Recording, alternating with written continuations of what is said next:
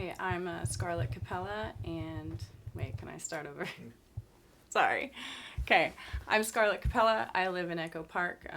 I've danced for over 10 years, and I started getting into photography backstage at strip clubs because I wanted to showcase the women backstage. This photo is of a girl backstage at Jumbo's Clown Room. She's doing the basically a two-finger spread, which is a classic stripper move.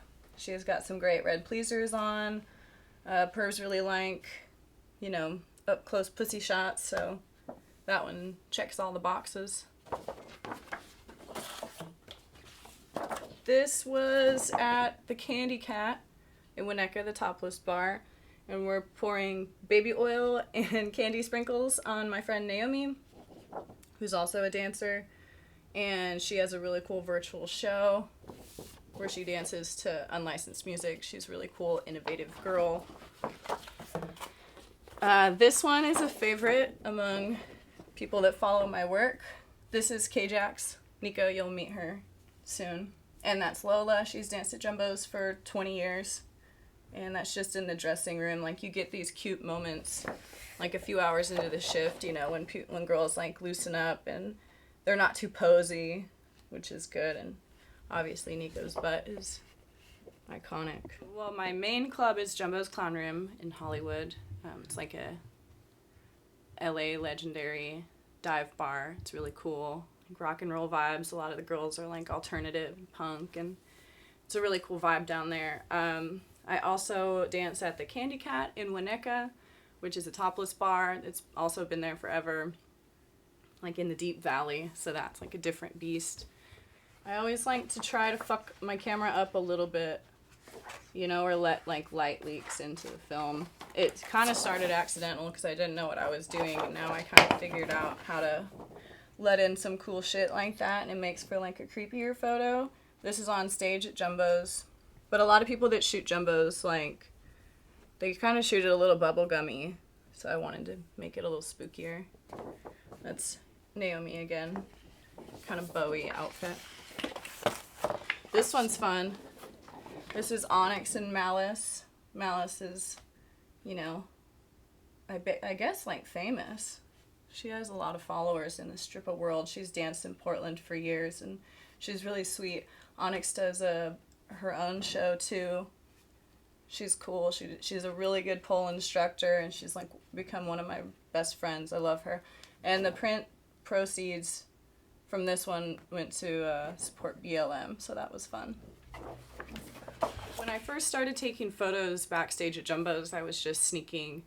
You know, my friend suggested that I get like an old point and shoot camera, just because I had like I had access to these girls that, you know, a different part of them. Like the audience sees them all done up and doing tricks and shit, and backstage sometimes it's like a different story, you know, and I think that that's something that should be, I guess, like journaled in a way, you know, like I get to see them like crying sometimes, which kind of always makes for a great photo when you get a crying stripper.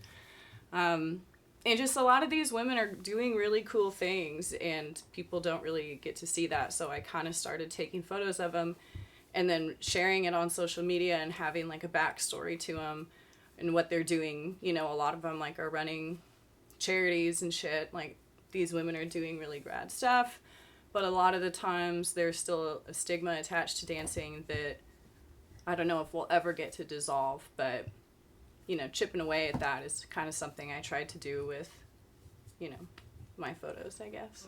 I shot this one at, I guess, this like old party house in Laurel Canyon. It belonged to, I don't know if it was John Lennon's house, but like his producer's house or some shit. It's a really cool, has a really fun view. Yeah, I like to set up a self-timer and just kind of hoe it up at like whatever location people give me access to. So this one printed, the color's kind of a little on this one, but, you know, I like to bring some class with these costume earrings, you know, still kind of smutty, very PG. I also like setting up doubles because when I'm old, I want to look back and be like, look how hot Naomi and I were at our stripper jobs. So that's more of like a token of, you know.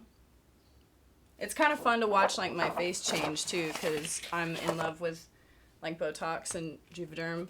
So some photos I don't even share anymore because I have like a completely different mouth. This is a good one. This is when I went to work with slip disc.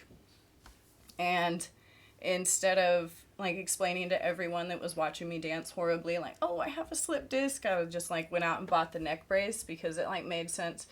I was in like an actual shit ton of pain, but people loved the neck brace, and this became like kind of a, you know, people dig this one. This is Izzy. She's fucking beautiful and rad, and she dances beautifully. She does the Dirty Day Shift here every week, and she uses the stage better than like any girl I've ever seen dance. She's wonderful inside and out. And this is off of her balcony. So yeah, she's cool. She used to manage a strip club, like kind of a seedier strip club, so she has some fun stories. She was just telling us recently how she was dancing at Sam's, and her leg like flew off and like went into a glass chandelier. So, you know, strippers have some fun stories sometimes. I wish this was a bigger one, but this is Naomi getting a stage dance on her birthday. It's Leona, Duchess, Delilah, and Danielle. We're on stage at Jumbo's, and this is for her punk themed birthday party. So she's like bloody, and that's like the happiest I've ever seen anyone in my life. It's an actual smile. Some of my influences definitely are like old 70s smut, you know.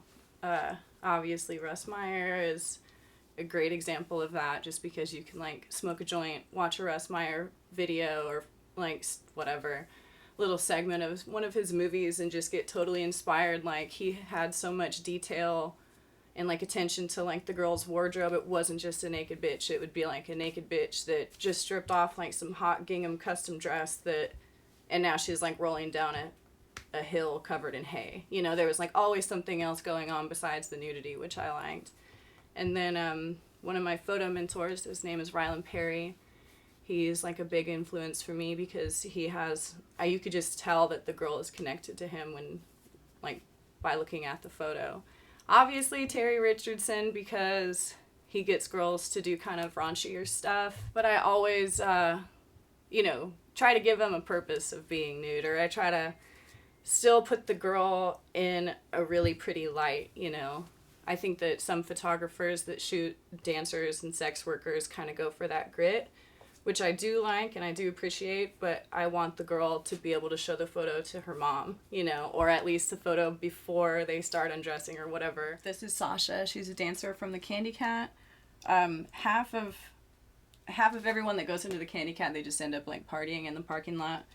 And they all sneak in, you know, outside alcohol in like Jack in the Box cups. And they have these fucking iconic things printed, and they need those, and no one listens to them because everyone's always rocking a piss outside. But I always had a hard on for Sasha because she dances like a sexy sloth. Like she barely moves, and you still just like your wallet magically disappears into hers. My friend Kiki, she dances at Jumbo's Clown Room. This is another example of some backstage antics. You know, she would never do this sort of vulgar move on stage. She's very proper. She's like a pole athlete, but in the back she hams it up. So I get little tastes of that when I work with her. She's my favorite Brit.